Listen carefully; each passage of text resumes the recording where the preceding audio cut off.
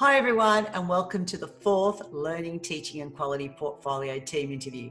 Today I'm joined by Professor James Harland. Hi James. Hi Angela, how are you going? Good. James is the Director of the Centre for Digital Innovation.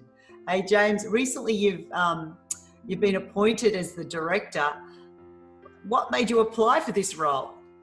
That's a really good question, Angela. Look, I guess I've been at RMIT for a long time and have a bit of a reputation for doing Tolkien-infested lectures and giving away chocolate frogs and having lots of fun like that. But I think along the way, I at some point found that this whole process just fascinating to think about what made education so interesting.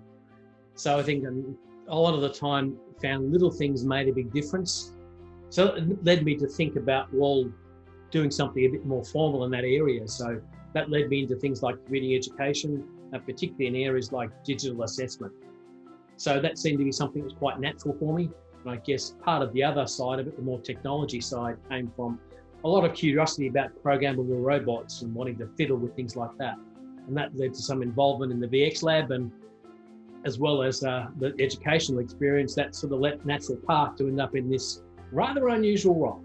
It sounds like you've got the perfect background for this role. You know, you're involved in the computing education group, you've got curiosity about, digital environments, you've done stuff in the VX lab. So yeah, it sounds like you're a really good fit. That's why we appointed you, James. Thanks, Ange. It's good to know. Anyway, I know you've been in the role for 2 months. What are some of the innovative digital practices you've seen already that are occurring in the college? Look, there's an amazing number of innovations and staff in this college, Ange. Look, one of them was Don Waterlich, who did a lot of great work with Labster, particularly last year, in doing that sort of digitisation of laboratory experiments and a large class of first-year bioscience students. There's been some similar work with Anthony Harland and Su-Lin Choi, the School of Engineering, School of Science, respectively, using some of the OpenSTEM labs experiments available from the Open University in the UK.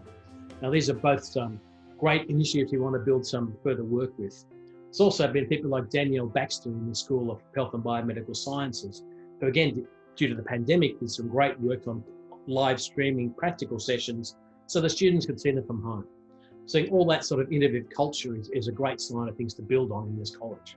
Yeah, that sounds really great, James. We've already got Labster, we've got people using OpenSTEM labs. So it already sounds like there's quite a bit happening in the college, isn't there? There certainly is a lot happening. A lot of it's, I guess, a lot of enthusiastic individual academic staff, and that's been great. Yeah. We've spoken to a lot of people about things already, including augmented reality. There's a lot of enthusiasm for that, particularly as it implies a way to get a kind of immersive, interactive experience rather than just viewing things in technology. And there's also been some great collaborations involved. For example, we've seen a team of Michelle Spencer, Oliver Jones and Maria Spitzgeber from the School of Science and now the School of Computing Technologies develop an app for learning and testing key chemistry concepts on a mobile phone, of all things. That ended up winning several national awards, in fact. That's pretty impressive. We've also seen people like Taze Bill and Kate Fox from the School of Engineering developing AR simulations based around a helicopter cabin as part of their work on the development of a mobile stroke unit. And there's lots and lots like this. I think one of the things that gives me a lot of enthusiasm for this job is the enthusiasm of the academic staff in general. Yeah, so some really great practices are occurring in the college, and we know that students are expecting their educational institutions to sort of mimic the digital, experiences they're already having.